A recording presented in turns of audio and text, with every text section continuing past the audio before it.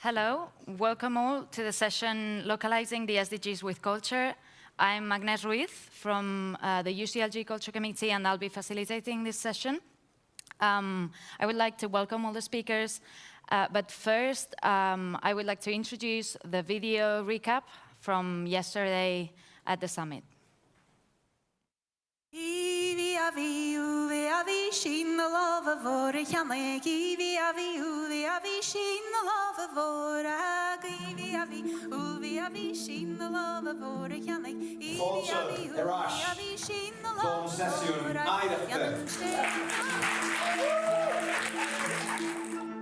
I think it's critical today, as we stand, to push for a cultural goal, to push for a dedicated sustainable development goal in the development agenda. We know that so far we've had 17 goals on different aspects of public policy, from food to social inclusion to education, but culture is missing in the picture.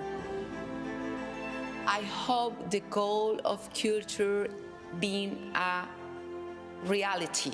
That's my hope. Is this conversation and what the summit is doing is make possible this conversation, but we need actions. So I call to action to the UNESCO to make possible this, the cultural goal.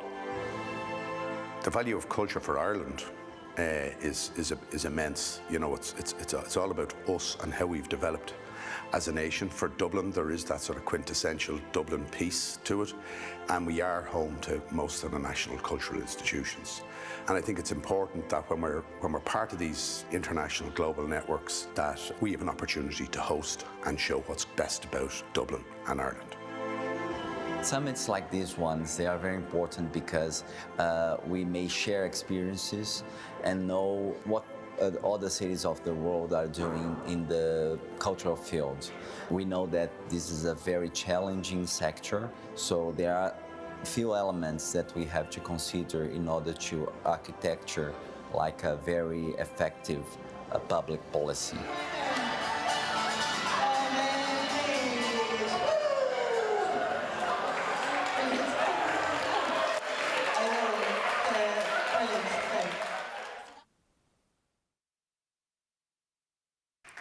Well, very briefly, this session will have two parts.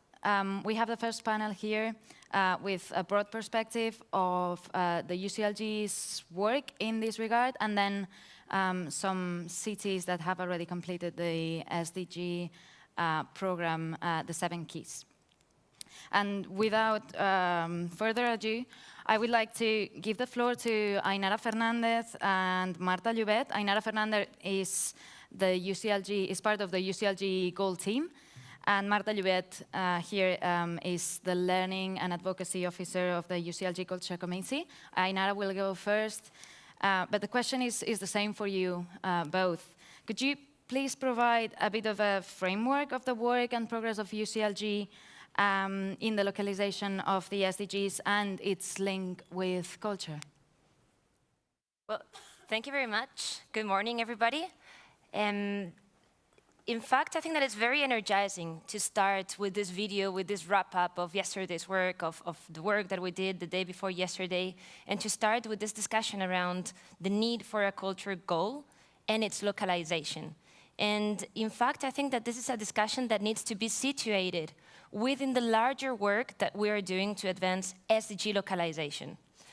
What I'm bringing to you now is some of the key insights of the work that the Global Task Force of Local and Regional Governments has been doing since 2016, every year, to monitor the advancement of the status of SDG localization around the world.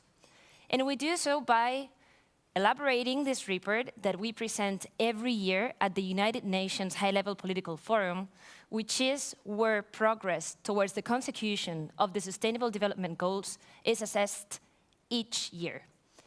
And in order to produce this report, what we do is we run a global survey that gets on average 200 responses from local and regional governments and their associations. And we also examine the voluntary local reviews, which are reviews that are made by concrete local and regional governments, and the voluntary subnational reviews, which are reviews on the status of SDG localization that are made by local and regional governments associations. So based on this analysis, what we have been able to understand is the evolution of the involvement of local and regional governments in the preparation of voluntary national reviews, and the involvement of local and regional governments in the mechanisms, the institutional mechanisms that are set up by each country to implement the SDGs.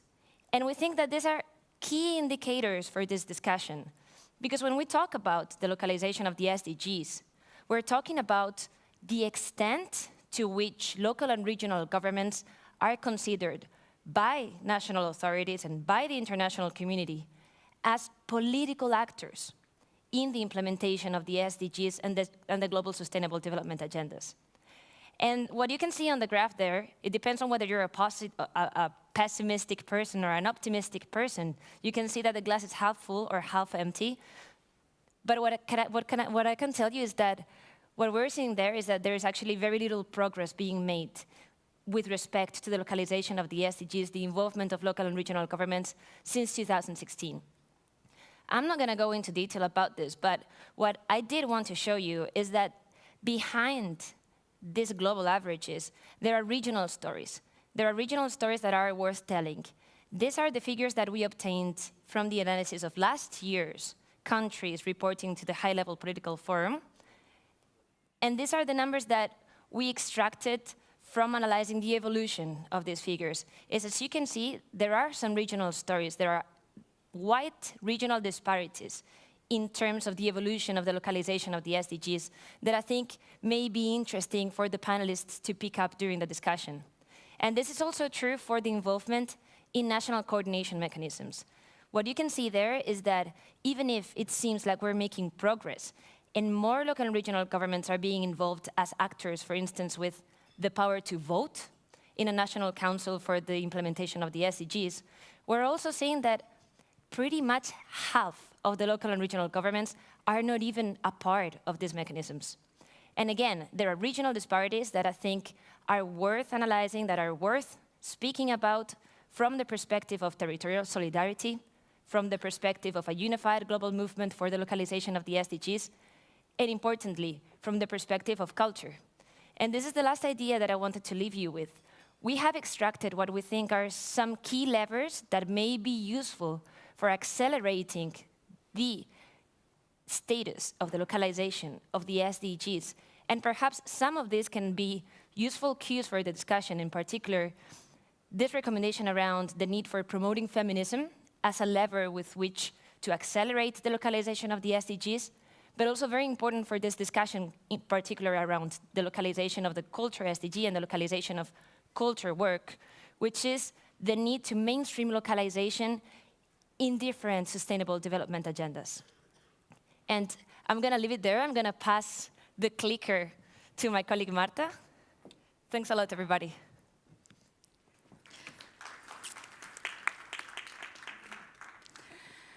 Thank you. So I will present briefly a culture chapter in that report that Ainara explained to the high-level political forum.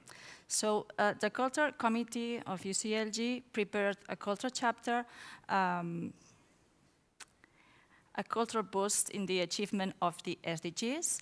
It basically consisted in a brief paper on how local and regional governments were progressing in the localization of SDG 11 in their respective territories with a cultural perspective. And it was mainly focused on target 11.4, which has to do with heritage, and which is, unfortunately, one of the explicit mentions of culture in the 17 SDGs. But besides, the report included this graph. We think this is an innovative approach to the relationship, the interlinkages of culture with each one of the 17 SDGs. But the difference, the innovation that we presented is that not only the synergies The positive influence are being shown here, but also the negative ones, because the influence of culture is wide in the achievement of the SDGs, because it is one of the pillars of sustainable development, and its influence can be either positive but negative also as well. So we started by gathering some statements for each one of the SDGs. The statements are short sentences that show the influence of cultural elements with regards to each one of the SDGs. And we put a score on each one of them, following a framework used by the International Council for Science that was used in 2016 in the report A Guide to SDGs Interactions. So the framework uses a 7-point ordinal scale from -3 to +3, but we omitted 0 since we realized that no single statement had a neutral influence in the SDGs. So +3 was indivisible, +2 reinforcing, +1 enabling, -1 constraining, -2 counteracting, and -3 canceling. And we produced a synthesis of this report, this analysis. I can't go back with this. Yeah, thanks. Which is this graph. So you can see here all these statements placed above or below each one of the SDGs, depending on the positive or negative influence that they have in achieving the SDG. I will read now, because it's impossible to read these statements from here, 2 examples. One of a negative influence and another one a positive influence. First one, existence of cultural narratives by some groups that argue against the use of clean energy and jeopardize green energy actions and strategies is a statement assessed as counteracting with the achievement of SDG 7 with a score of -2. And another one, consideration of cultural rights and context, as well as cultural and traditional knowledge related to health, especially from indigenous peoples, in the provision of appropriate health services, is considered enabling for the achievement of SDG 3 with a score of +1.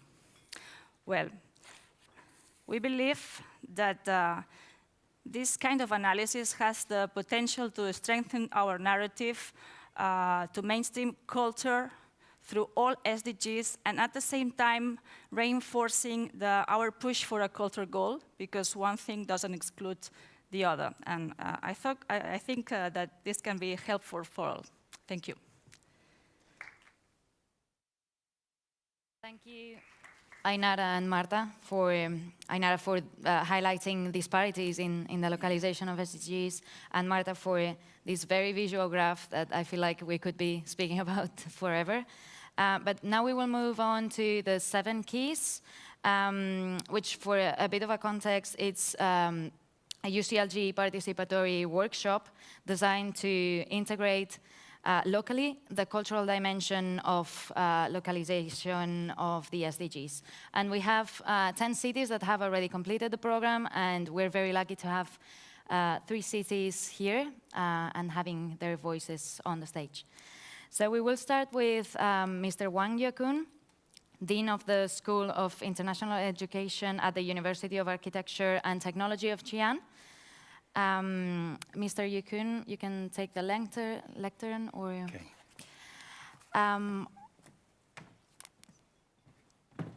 Here you have... Yes, this one? Okay. Oh, there's another one? Okay. Yes. So thanks, Agnes. So, ladies and gentlemen, first of all, I'd like to express my gratitude to UCLG and Dublin City Council for inviting us to join this wonderful culture summit. I'm Yu Chun Wang from Xi'an University of Architecture, representing Xi'an to share the 7 key workshop. Before the question they raised, I'll briefly introduce our city, Xi'an, with some basic facts. Oh, let me see this. Maybe the okay. Oh, okay. Yes. Xi'an is located in the graphical center of China. It's famous for Qin terracotta warriors. I believe many people visit. It's an ancient capital city for 13 dynasties, including famous Tang Dynasty. It's the starting point of Silk Road. Our population is over 13 million. The covering area over 10,000 square kilometers. We have 40 sister cities and 64 friendly exchange cities globally. 5 countries established the Consulate General in Xi'an. Our GDP exceeded 1 trillion. Okay. 1 trillion Chinese yuan, equivalent 130 million euro. We are the leading tourist destination city in China, attracting 300 million visitors each year.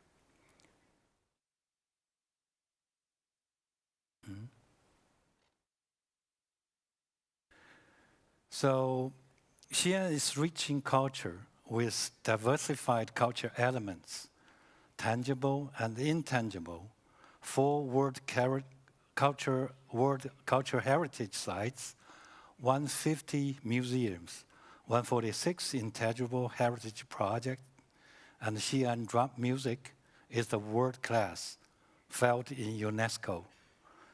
Xi'an started its close partnership with UCLG 4 years ago. In November 2019, UCLG's 6th World Congress in Durban, South Africa, Mayor of Xi'an was elected as co-president of UCLG. 3 years later, in October 2020, in Daejeon, Korea, World Congress, Xi'an was once again elected as the co-president of UCLG. So those 4 years, Xi'an is actively joining the UCLG international governance activities, witnessed many important occasions. UCLG ASPAC Tourist Committee established in Xi'an in September 2021. The International Wall and Castle Alliance became part of UCSC ASPAC Tourist Committee. Most importantly, 7 key workshops were successfully held in Xi'an on December 9th, 2021.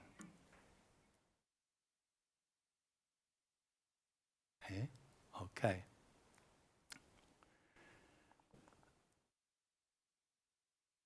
So after 24 participants, intensive discussion with support of UCLG Culture Committee colleagues, the city challenge and the culture elements listed by mapping OBS, reminding, and we reached the 7 keys in Xi'an. Those are culture actions and policy, localizing SDGs for Xi'an. The 7 keys in Xi'an are about integrating culture advantages, green development, cultural products, protecting and best utilize heritage, cultural heritage, pleasant urban ecological space, local history, international metropolis, and a cultural governance system.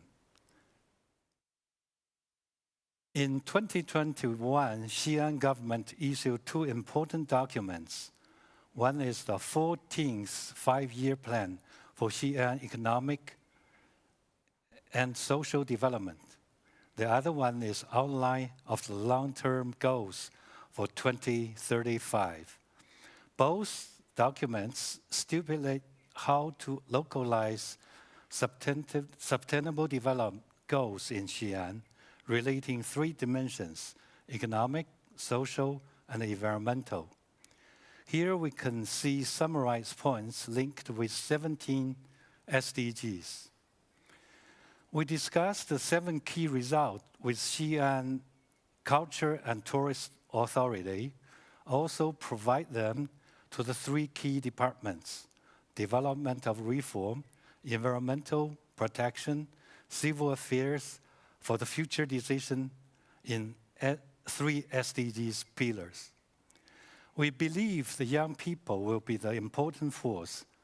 Also, we believe lower level government and the city, such as district and counties level, are the main platform to localize SDGs with culture. We will continuously hold more 7 keys workshops for the district and the young to share successful Xi'an experiences and contribute our creative thinking to the 2030 Culture Goal campaign. Thank you, and welcome to visit Xi'an one day soon. Thank you. Thank you very much, Mr. Yekun, for sharing the experience of Xi'an with this workshop. Now we move on to Lisbon with Alexandre Sabino, advisor on cultural policies of Lisbon. I would like to ask you if you could tell us about how was the experience for Lisbon and what were the main conclusions of the 7 keys. Hello. I don't know if maybe many of you don't know Lisbon. Lisbon is the capital city of Portugal, a country with many asymmetries, and Lisbon as the capital is where most of the artists and the cultural sector is based.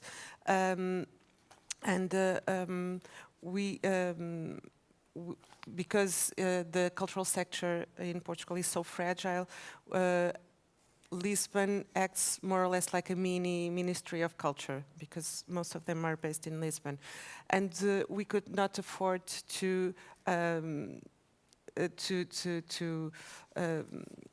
we needed a common ground for the changes in the executive in the city council. So Agenda 21, we adopted it in 2015, and we've been working with UCLG, first as a pilot city, and as a pilot city, we did the Culture 21 actions, and that was actually what triggered the strategies for culture that we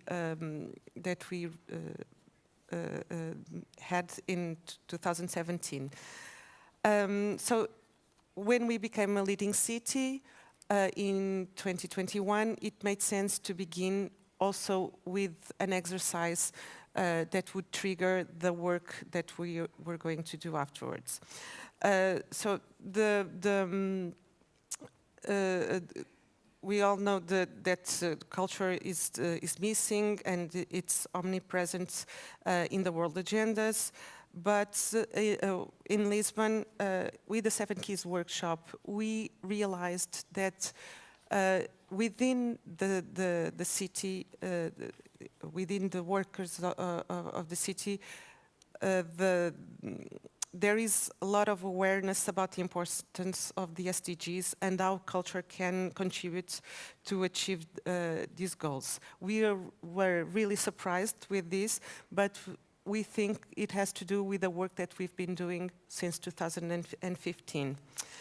But to be honest, we all know that in our everyday life, this is not evident, or we are not conscious for the artist that struggles to get funding, for a dance company that doesn't have a space because they cannot afford it anymore, for a film director or a musician. The connection that their daily practices have with the SDGs are not in their daily decisions. So being able to perceive how the work is interconnected with the global scale goals can result in more funding opportunities, better work conditions, and reaching more audience for the cultural agents, but at the same time generate better education, better environmental practices, more economic growth, diversity, etc.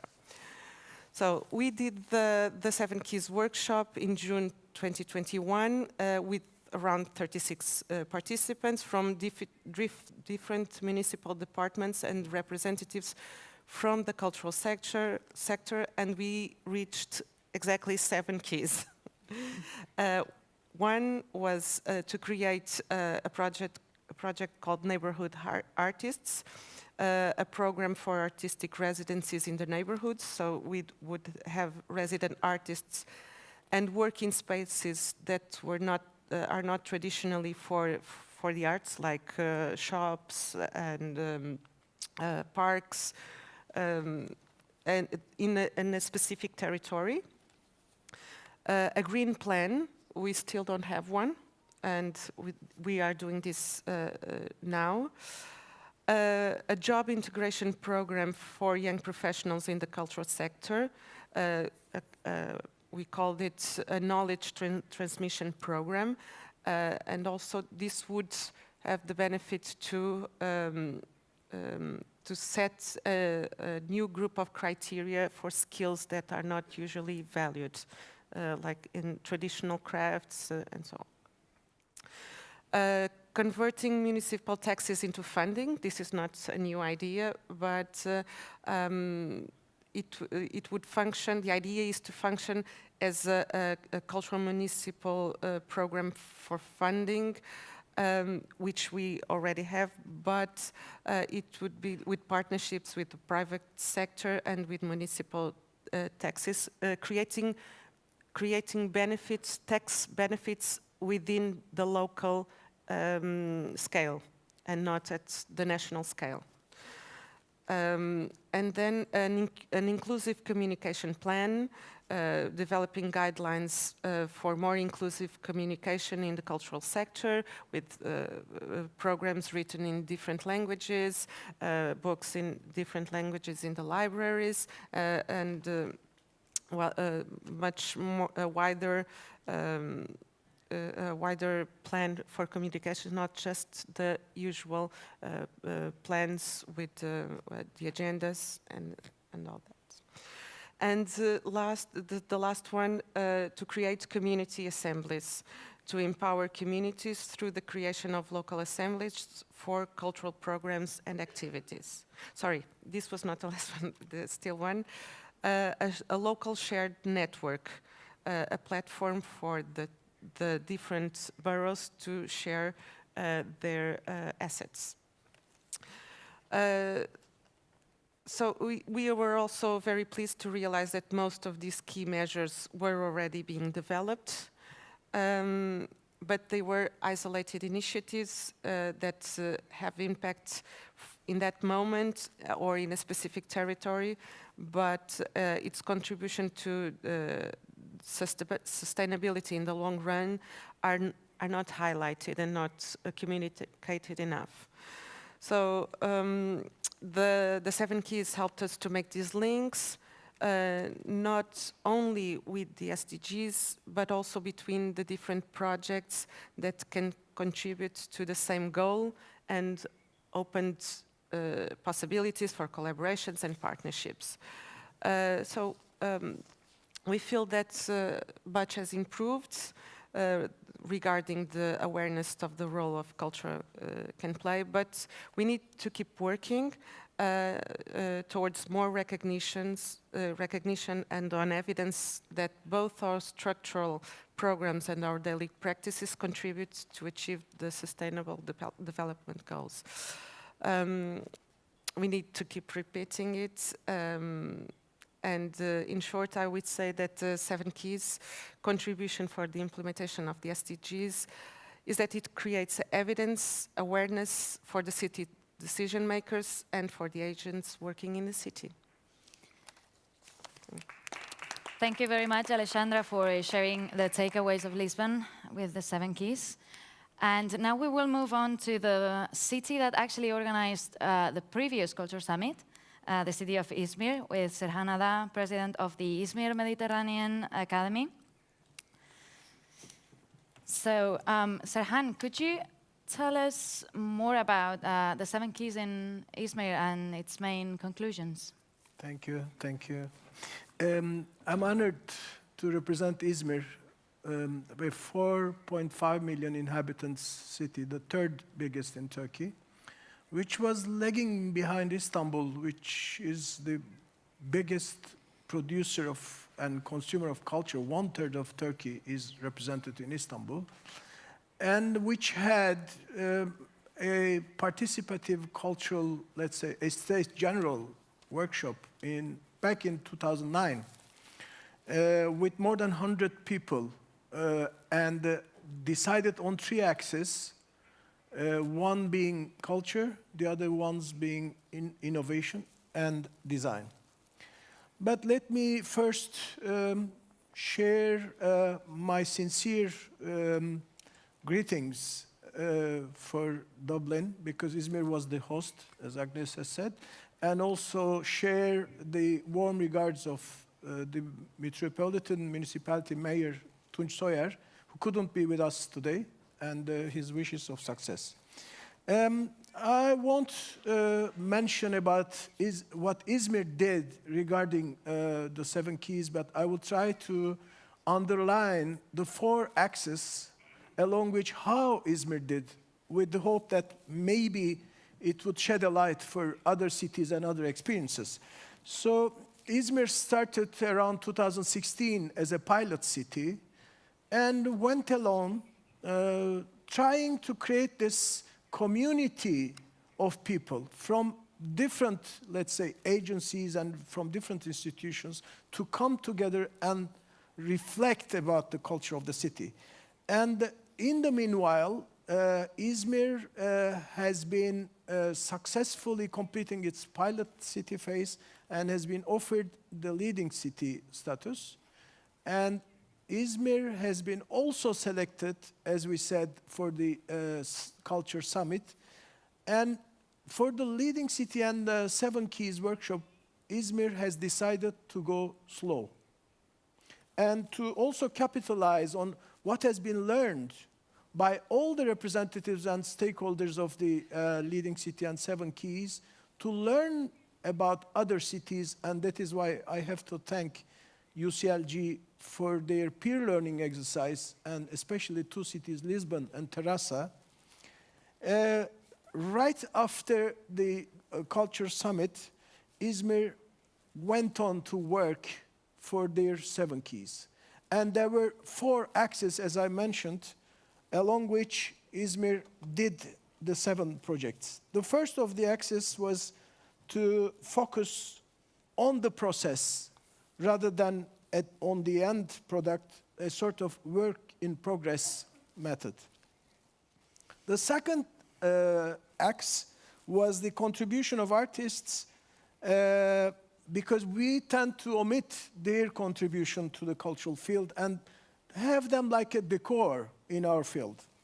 Then Izmir also took into consideration the climate emergency, the urban-rural inseparable link, the capacity development and education as a must. Third axis was to opt for the long duration and an ongoing discussion which made that the 7 projects were distinct from each other, though they could be easily articulated under one single umbrella. And finally, the 4th axis would be to bring cultural rights and well-being in the forefront.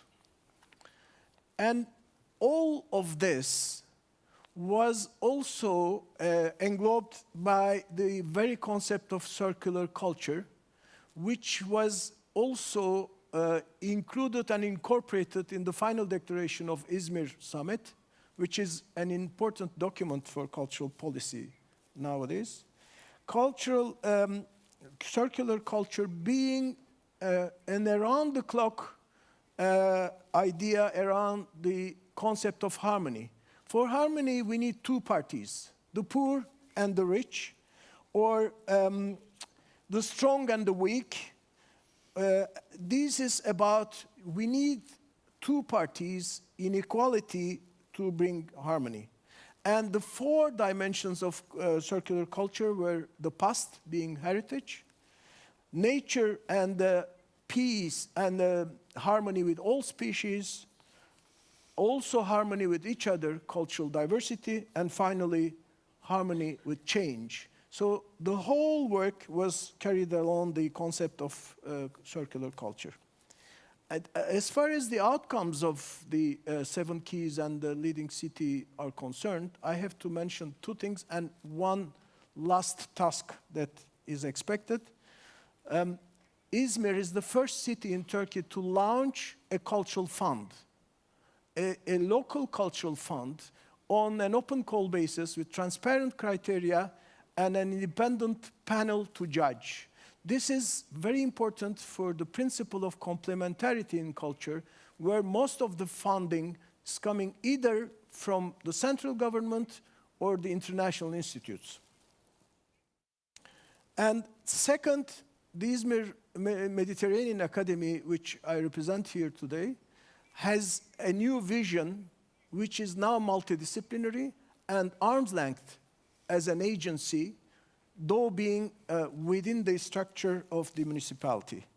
And the task which is still waiting for us, because it has to be an ongoing work, this is to revise the cultural policy of Izmir.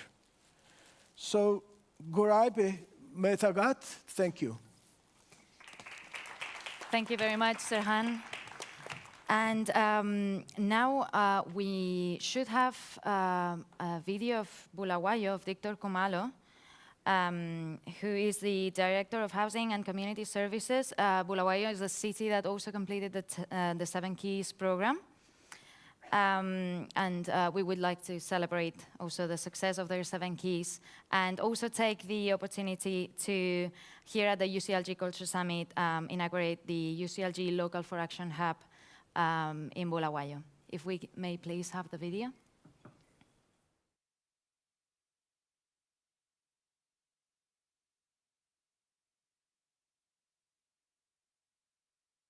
We may have some technical issues. Okay, we will move on and then see if there's the video later. Now I'll very briefly present the newest report of the UCLG Culture Committee, also related to the 7 Keys program. Okay, here's the PPT, perfect. So this report analyzed a total of 70 keys from the cities that have completed the program. We have Izmir, Lisbon, and Xi'an here present, but we also had Bulawayo, Burgos, Concepción, Lilongwe, Puerto de la Cruz, San Luis, and Yoff. So with this report, we linked the keys with the SDGs, with Culture 21 action commitments, and the UCLG Pact for the Future, and then also general themes. And then we reached 6 results. All SDGs are relevant. As you can see in the figure on the left, the most recurrent SDG is SDG 11, which is actually not surprising as it has the most important entry point for culture and heritage, which is target 11.4, and which is also in line with the report Marta Llobet was presenting before. But broadly, all SDGs are addressed by the keys presented by the cities. Then we have culture as a driver of localization. In this analysis, we only related the keys to one SDG, and we can see strong connections with SDG 13, 16, 17, 4, and 8. In this analysis, we took off SDG 11 because as the 7 Keys program operates at the local level, all the keys were mainly related to that one. Then we have the keys are coherent with Culture 21 actions, which is our rights-based toolkit for cultural policies in local sustainable development. And here we can see a clear predominance of culture and environment, and then culture and education, and governance of culture. here we also connected the keys with the UCLG Pact for the Future, which has 3 axes, people, planet, and government. And it was not surprising that the axis people was the most recurrent one. And then we have the entry points of the Pact for the Future, because in 2023, UCLG has started unfolding this document. And to do so, it has used 4 entry points. And here we have a predominance of reclaiming the commons. So in the end, we also connected the keys with general themes that we identified. And in here, we can see, again, environmental issues, but also cultural and creative inclusive economy as the most prominent ones. And I'll be very brief, because we're a bit tight of time, concluding that the idea of a culture boost, we think that is one of the bold actions needed to achieve the SDGs. Then the second conclusion of the report was the need for advocacy for a standalone culture goal, as we've seen that is very cross-sectional, for making the achievement of SDGs, and we need this culture goal to become a reality in the post-2030 global agenda for sustainable development. Then the third one is that as we have seen that this is working, more 7 Keys workshops are being prepared. We have a second wave coming up, and we will be doing them with cities in the future. And finally, we have reinforced the commitment of UCLG with culture as a pillar of sustainable development. And with this, I would like to open the floor. If there's any question, we are a bit behind time, but we have time for one question, maybe, very quick one. If not, we may move on to the next segment. No hands here? Okay, then thank you for being here. It has been such a pleasure. So I will be calling the next speakers. Thank you. Thank you very much. Thank you. Thank you. So the next speakers will be Stephen Wyver, Shannon Millen, Chantal Lauriette, and Erdem Zakaria Iskenderoglu. So I would like to invite them to the stage. Thank you very much. Thanks. Sit wherever you, yeah.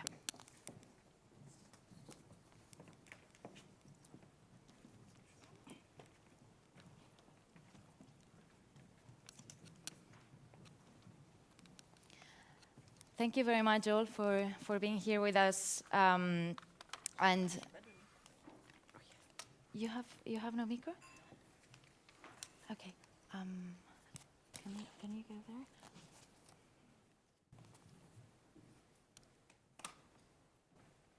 Okay.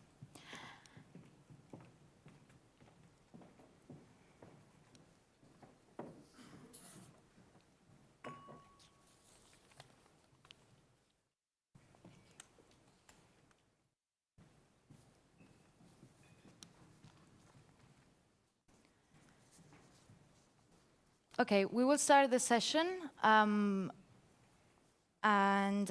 then Chantal will join us in a minute. So we will start with Stephen Wyver. Thank you for being here. He's the Director of Policy and Advocacy Work of the International Federation of Libraries, Associations and Institutions. So I would like to give you a question. It's quite a broad one. And it's what roles should libraries play in the attainment of SDGs? The floor is yours.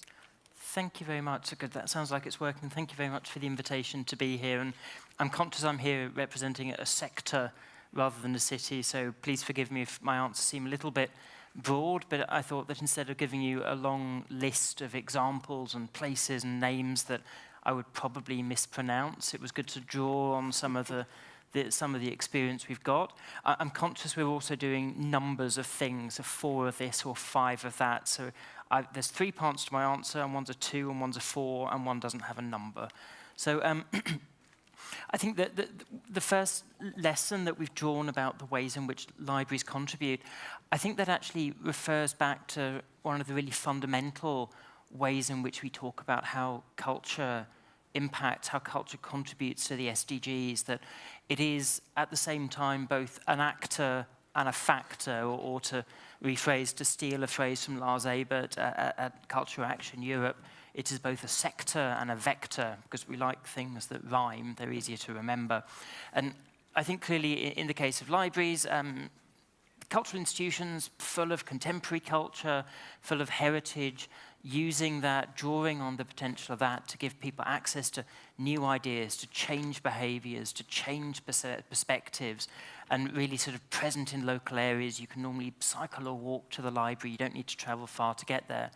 But I think crucially, and clearly this is something that applies across the cultural sector, the idea of localization really is in the DNA. It's in the values of librarianship, that you're not trying to impose a solution. What you're doing is working with people. You're adapting your offer, you're adapting your collection, you're adapting your ways of working to the needs of the area. And so to be successful, there needs to be this deep understanding of what it is that, what is the local culture? How do people think? How do they react? So I think that's the first aspect. I think building on that, and this is the 4, and this is an argument that we make in general about why libraries have this huge potential at all levels, but clearly, in particular in this context, public and community libraries, they have this huge potential to contribute for 4 things. So firstly, connectivity and content. I'm conscious this isn't an internet meeting, but I think the possibility to access the internet is a pretty crucial part of internet governance, and we realize that 100% meaningful connectivity to the internet probably is never going to happen. Crucially, though, libraries are providing that content, that curated content adapted to the local population, the information that people actually need, the content that will work for people to help change behaviors, to help people realize their rights, seize the opportunities that are open. But crucially, there's also context and confidence, that you have these pretty unique public spaces, free to access, good brand recognition, and that, that as cultural spaces, they are meeting spaces. They're places for, I think the word was extensive collaboration, was a term used in analysis of the role of library parks in Medellin in particular, where because you have this culture, it draws people in to this public space that really allows things to happen, catalyzes. And you have people. A library is not a library without a librarian. And having people there who understand, who are looking, whose job is to make connections between culture, between information and people, to help people to apply it, to change their lives, to make a difference. That's really powerful. So there's the 4, the connectivity, content, context, and confidence. They all begin with con, they don't rhyme, but they work poetically in another way.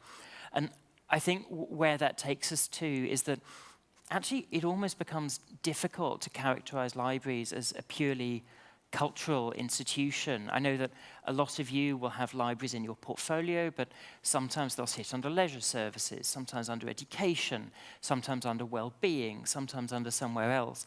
And I think it makes my job as someone responsible for advocating for libraries and talking about libraries kind of difficult, because it's difficult to work out where to place them. But I think that actually underlines something about culture as a whole, that we talk about as a sector, and we need to talk about it as a sector. We need to talk about it as a goal in order to make sure that people pay attention.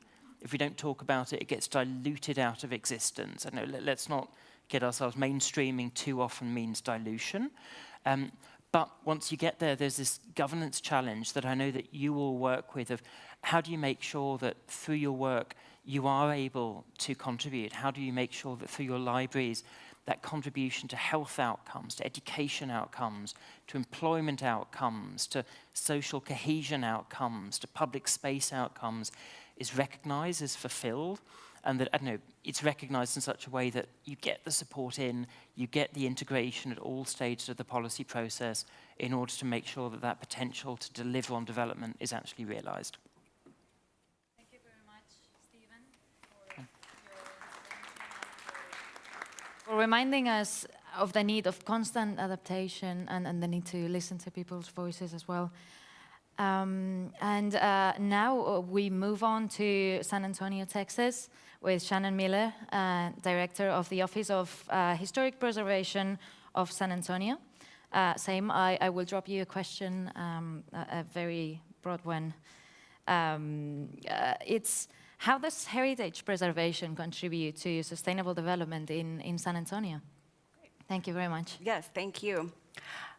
In San Antonio, we have worked closely across all city departments to map our efforts as it relates to the SDGs and really focusing on sustainable development for the future and with building a circular economy in San Antonio, but importantly with cultural heritage at the center of both of those initiatives. We know that we cannot build our way out of two of the biggest challenges facing our city and many other cities around the world, which are affordable housing and the climate crisis. And so we know we must look to our existing built environment and cultural heritage to address both of those issues. I'm going to touch on two key initiatives today. The first is our Living Heritage Trades Academy. Studies have shown that half of traditional tradespeople are over the age of 45.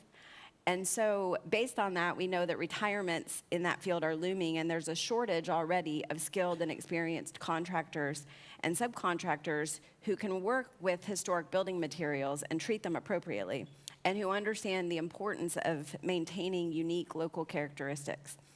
Adding to that gap is a low percentage of trades women. Estimates show that out of 100 frontline employees in the construction field in the US, only one is a woman.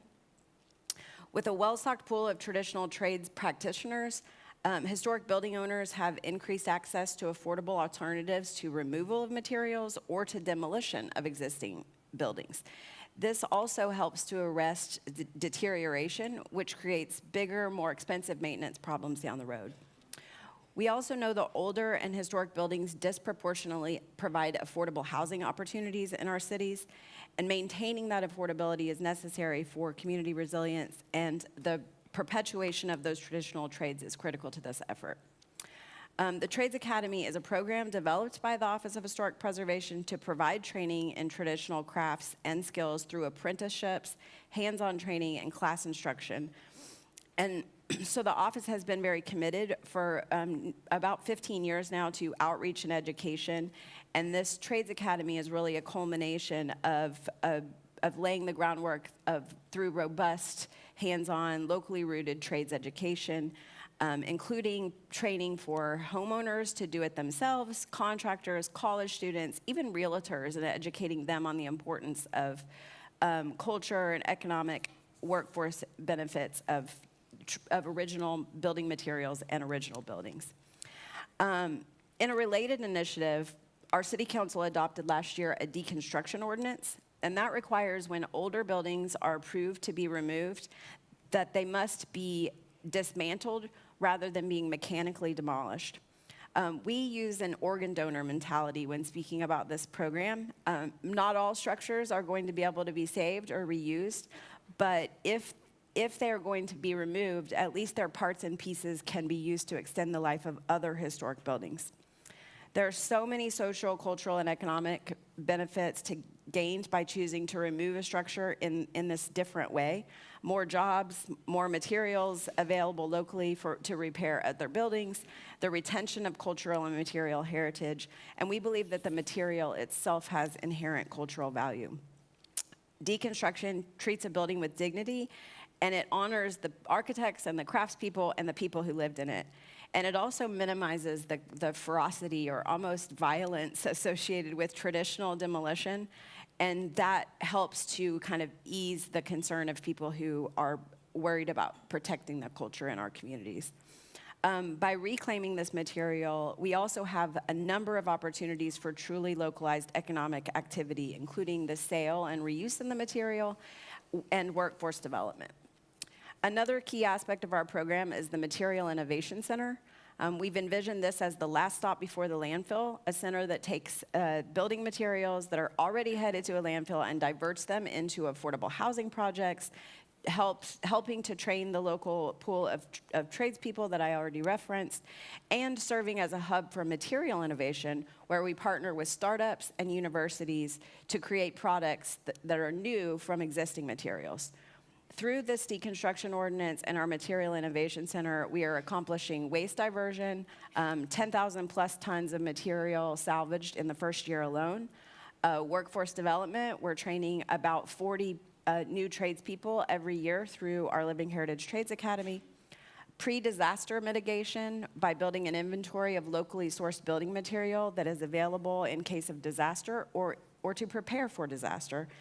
Affordable housing repair by providing the material to these affordable housing projects at no cost, and more equitable access to high quality building materials for homeowners and for renters. Thank you. Thank you very much, Shannon, for explaining this program and for bringing tradeswomen and sustainability into the discussion. Thank you very much. And now I have been told that we have the video from Bulawayo, the one that for technical issues we didn't have before. Could we play it, please?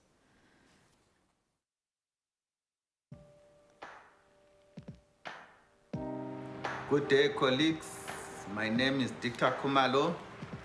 I'm glad to join you to discuss the topic localizing SDGs with culture.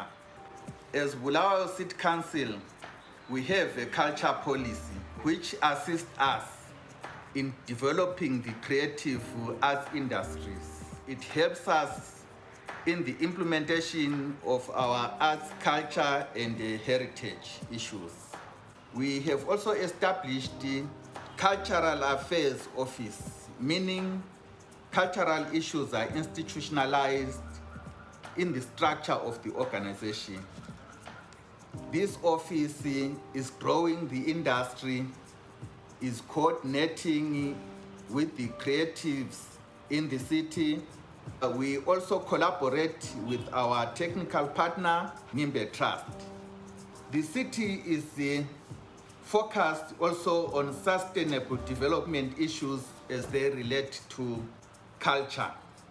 To that end, we have industries that are in the culture sector where we create sustainable livelihoods.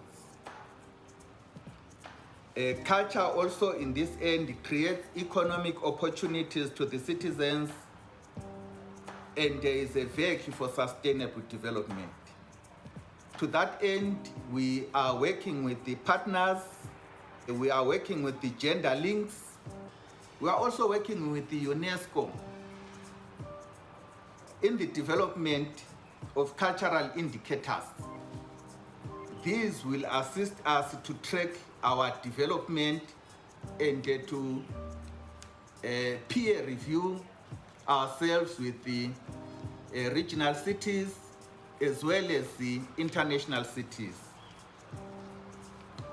Then there's culture and human rights issues.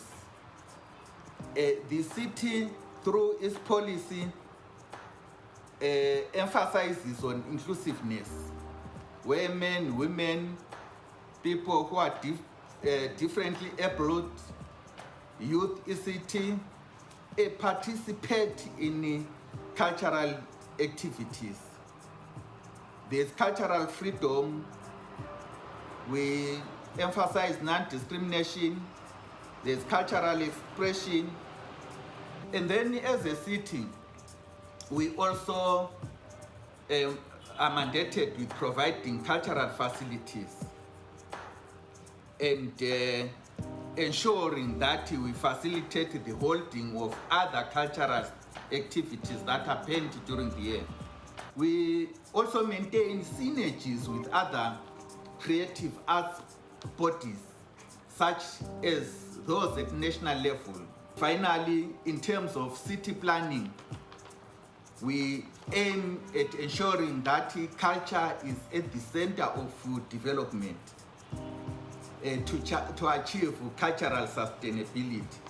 Ladies and gentlemen, this is the journey that we have traveled, we are traveling in ensuring that culture is integrated in the SDGs, and we ensure its implementation. And we hope, working through the United Cities local government, we will be able to learn, we will be able to exchange experiences, we will be able to deliver better cultural opportunities for the development of humanity in Bulawayo and elsewhere. Thank you, ladies and gentlemen, for listening. Well, I would like to extend thank you to Dr. Kumalo from the city of Bulawayo. And now we move on to BMO with Chantal Lauriette, Public Policy Evaluation Officer and Coordinator of the Pilot Cities Program of BMO. Thank you for being here. I would like to ask you, from a cultural perspective, how does BMO localize the SDGs? Thank you. Merci. Donc, bonjour. Thank you. Thank you very much. First of all, I'd like to thank you, Jordi Pasquale, for allowing us to partake in the summit. As a member of the City Council, I'm here and speaking on behalf of the City Council of BMO. The pandemic had a tremendous impact on what we did and didn't allow us to finish our work on the program. So we worked in a peculiar way because as a result of the pandemic, we worked both and gathered the work of the two programs together. So to give you a little bit of historical and geographical context of my city, I would ask you to check the website, the UCLG website, including the page on my city and town. It will give you an idea of the different challenges that we are facing in my city. BMO is in the center of Guadalupe.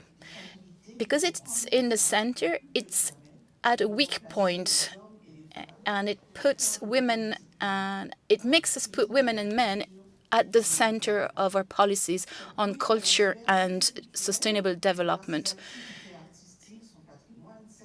We're using heritage, cultural activities, and the communities together. As a result, we use participatory democracy and cultural rights as a basis of our work.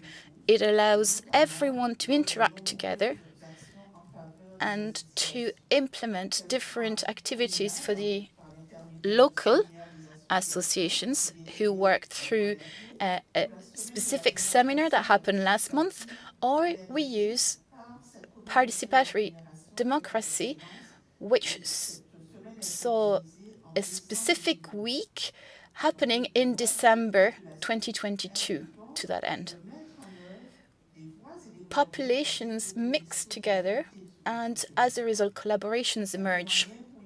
The means to answer the challenges that arise is that we, for instance, implemented a council of wise people that is representative of anyone in our country, in our city, whatever the age, nationality, or ethnic origin. And this allows them to share their perspective on the world. It allows people as well to answer to social challenges and to ensure education for all from early on. To that end, we have reviewed our education program. Because we have some weaknesses where we live, we are weak in a way because of where we live. We are exposed to climate change. Another action we undertook, entitled Butterfly, is related to the animal, the butterfly. And this program aims to work on biodiversity, reinforce it, and preserve it. We have specific species in our city, like the specific bats, for instance, and even very, very unique species like pelicans. As a result, we have a very, very important responsibility towards ecology. Nationally, our city is strongly engaged in fighting for biodiversity and the environment. We aim to protect and preserve the environment so that we know ourselves better and we have better routes to where we live. We have strategic plans. These aim to ensure that we work with UCLG. We have worked on digitization of the cultural heritage buildings.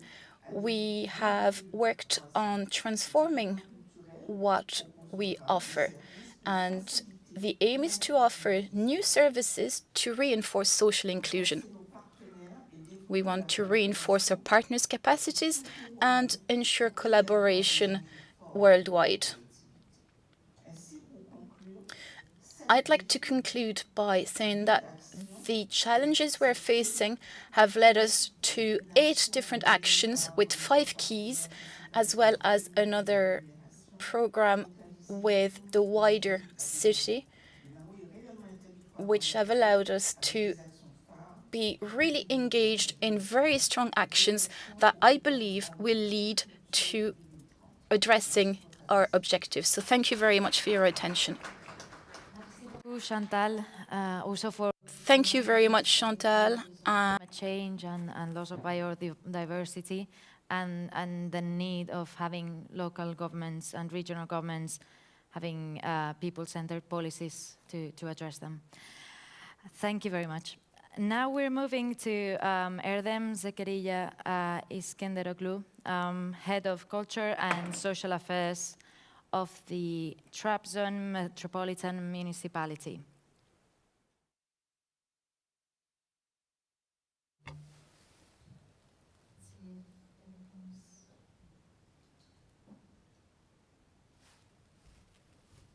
Okay, we have some technical issues. I will give this here.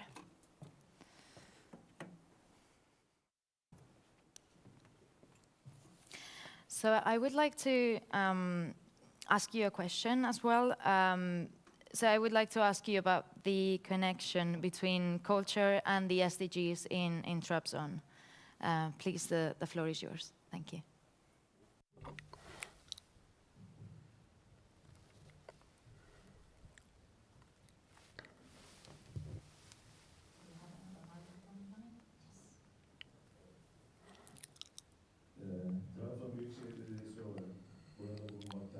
On behalf of Trabzon Metropolitan Municipality, we're grateful to be here in Dublin. We're grateful to Dublin City Council and UCLG for inviting us.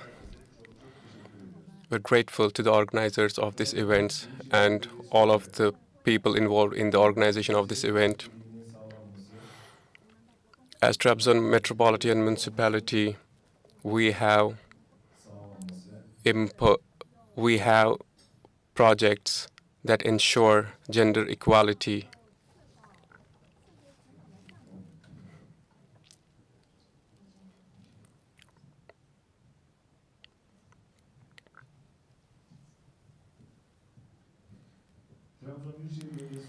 As Trabzon Metropolitan Municipality, ensuring gender equality to to ensure continuity of culture,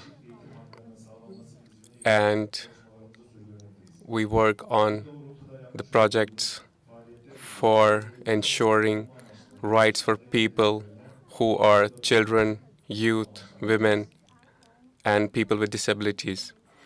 In this direction, we aim to contribute to follow the objectives of Sustainable Development Goals.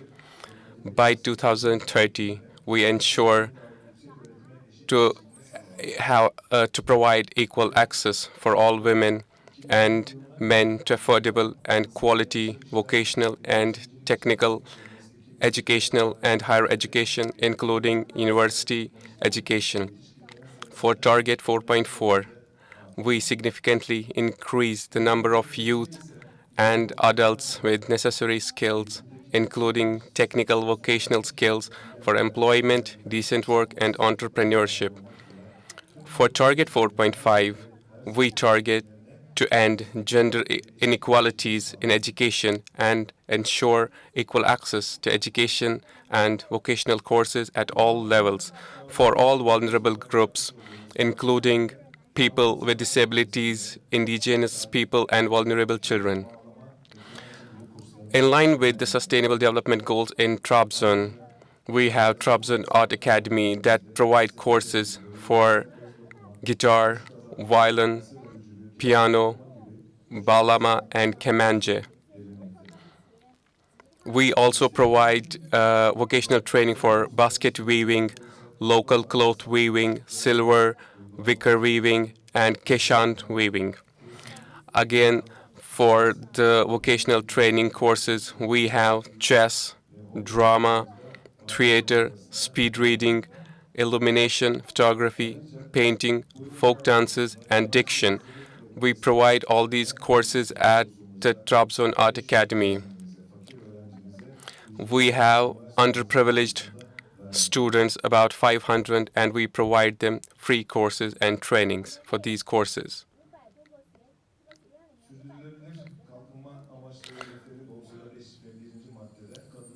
For the Sustainable Goals 5.1, we aspire to end all forms of discrimination against women and girls everywhere. For this, we often organize cultural programs at our cultural center in form of seminars, interviews, concerts, theater performance for adult and children exhibition.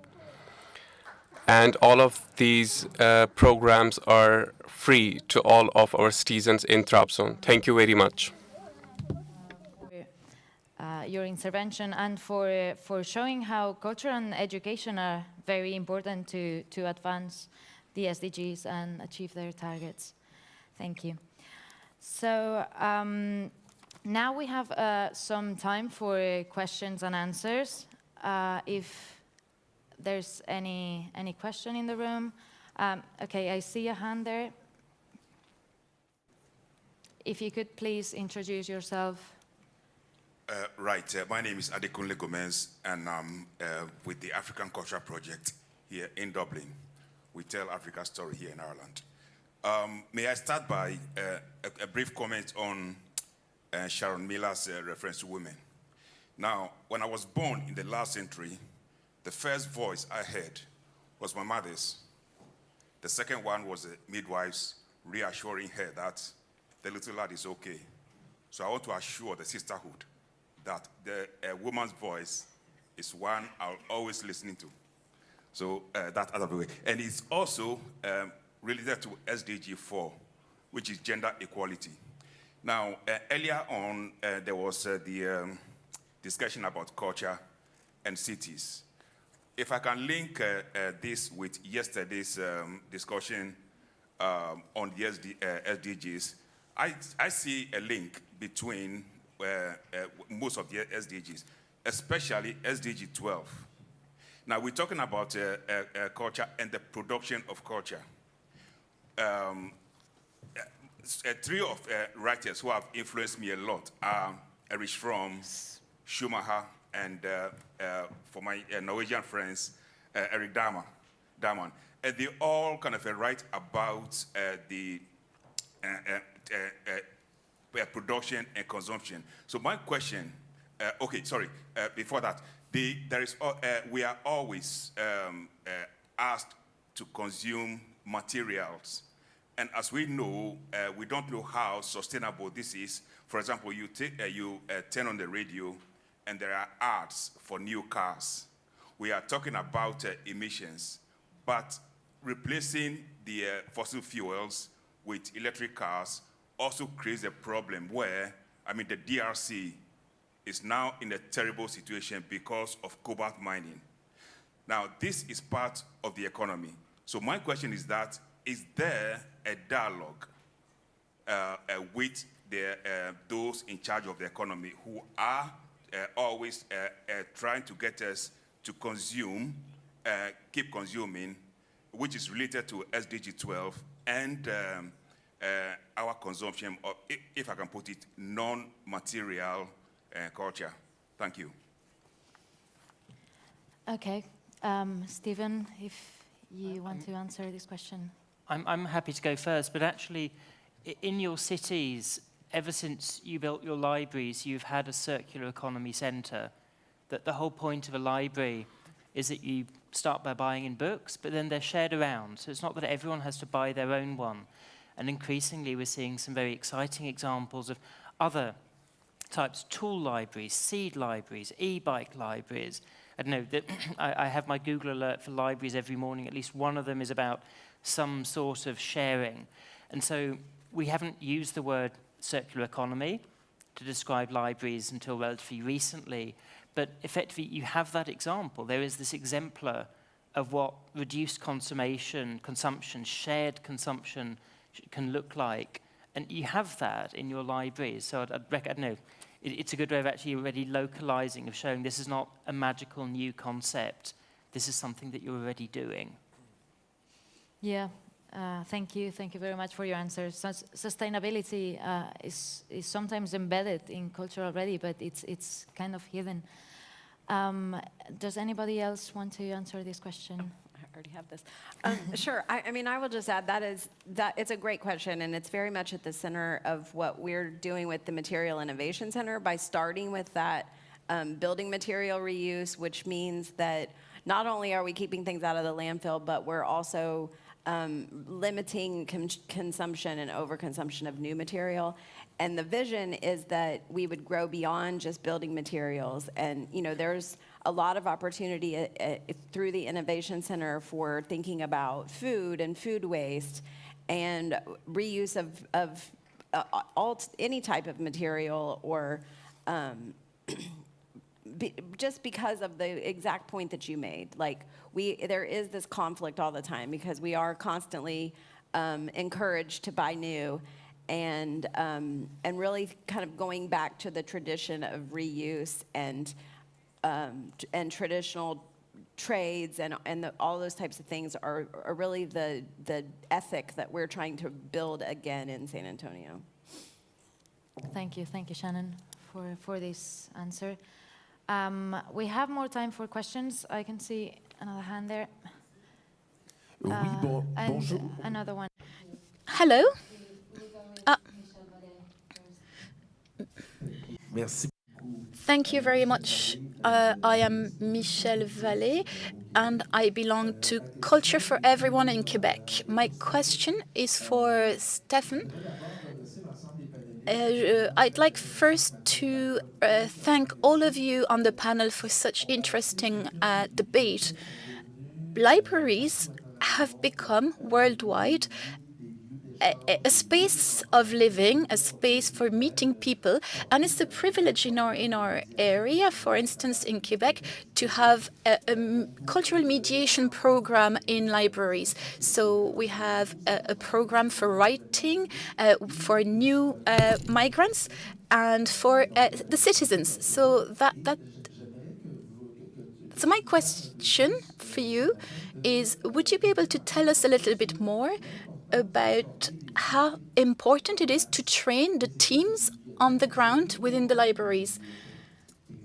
Because really, a library is like a little village, and it plays a very important role in welcoming new people and people in general. So what would you have to say about this in terms of training for the library teams to ensure sustainable development?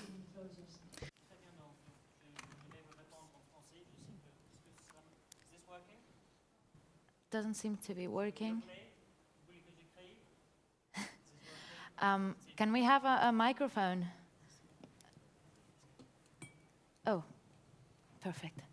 That's working. Thanks. Okay. Donc, je vais vous répondre en français parce que, voilà, malheureusement, avec un accent anglais. I'm going to answer in French, if that's okay. My accent isn't great. Apologies. So training is necessary, without a doubt. It's easy to ensure libraries answer so many goals, because the problem is we have so many goals and that we can have way too much work. So without a doubt, we need training and we need resources. With libraries, what I think is happening, and from what I understand you've just said, is that we have light investment compared to the results we expect from libraries. The rules and values attached to libraries mean that their place in society is perfect for delivering those goals. Goals of sharing information, increasing cultural access, and progressing in the world. That culture of understanding other cultures pertains fully to libraries, no matter where people come from, social classes, ethnicities. And as a result, they have the opportunities to create services and programs to deliver those goals. So I really think we need support, and we need tips and tricks on what to do, how to work, how to better understand the needs of the different publics we answer to. So yeah, I believe even though there is some investment in libraries, the results and the qualities, characteristics of libraries make them invaluable and a massive return on investment. We had another question. Yes, please introduce yourself. Merci.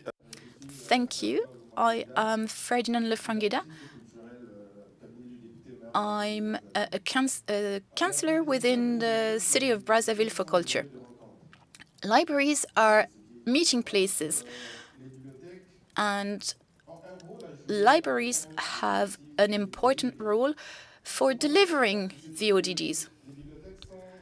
However, they have new challenges, including facing the issue of digital tools. So, Stephen Weiber, please, here is my question. How can libraries answer the issues related to the increasing use of digital tools? Young people nowadays are stuck to their phone and their computers. As a result, they don't really go in person to libraries that much anymore. And yeah, libraries have played important roles in meeting up with people and creating links, friendships. So what can be done? So I'm going to answer in French again. Thank you very much for your question. And we are very lucky to have very active members in Brazzaville who've had brilliant ideas on what can be done. To answer your question, though, it's true, but I think the digital issue is a fake challenge. That's true that a library is a public space to access culture. However, the aim of a library is to ensure people get information and culture as information. So our role is to connect people with culture and information and to make a change in their real life. So we can provide books on shelves, we can provide access to other resources. A librarian works on finding ways to provide information to people so that they can use the information. We have a lot of information nowadays, that's true. And actually, we need help to know how to navigate information, and this has become more important and has become the work of librarians, if that makes sense. So their role is not to understand the alphabet, what's in a book from an author. The value of their work is to create connections between citizens and information and ensuring that any interest for information is valued and developed. Their work is to create the conditions necessary for people to find the information they want to find. The last point I'd like to make is that within the youth nowadays, there is so much digital information saturation that there is a bit of backtracking. We've seen young people now moving away from the digital resources and going back to paper. So in the US, amongst 16 to 25-year-olds, they are actually the most frequent attenders of libraries. So I don't believe it's fair to say that the digital tools are all at the moment, but for the libraries, the work is to connect citizens to information.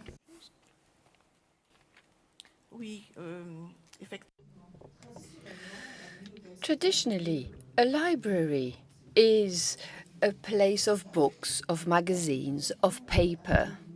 But you can join digital, and this is a trend that has occupied our lives now, to paper.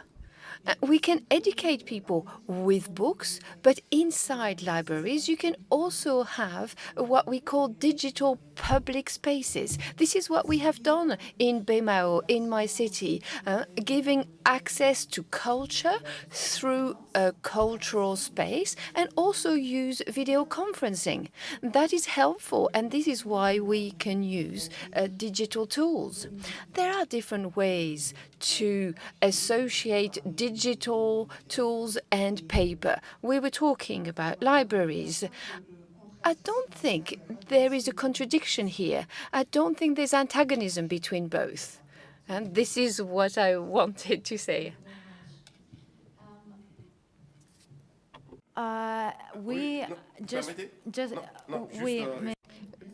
One second, please, if I may. Yes, I just wanted to explain my concern.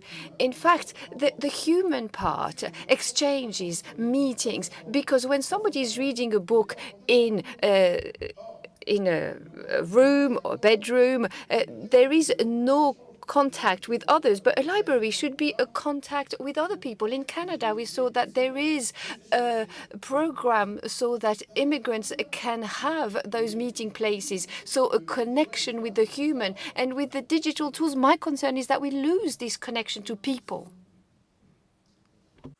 In 1 minute, because we're on to the final words. No, I am going to insist here. Libraries have become social spaces, meeting places between all communities. It is not a space just for books. It is really a multi-use space. We can have co-working areas, and the digital era does not stop us from meetings. I don't think so. We may have to reinvent ourselves, create new types of meetings through digital tools. thanks to the digital technology. And now I would like to invite Carola Gunnarsson for the final words of this session.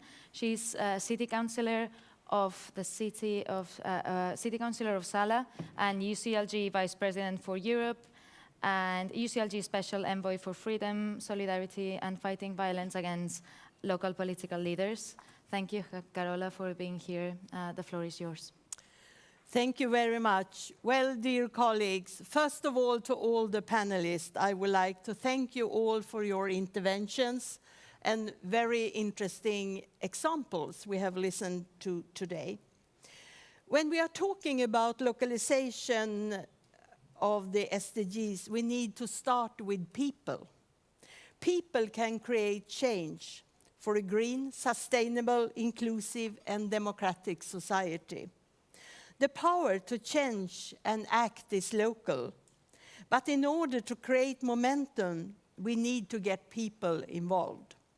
On the local level, we have an advantage. We are close to the people affected by our decisions.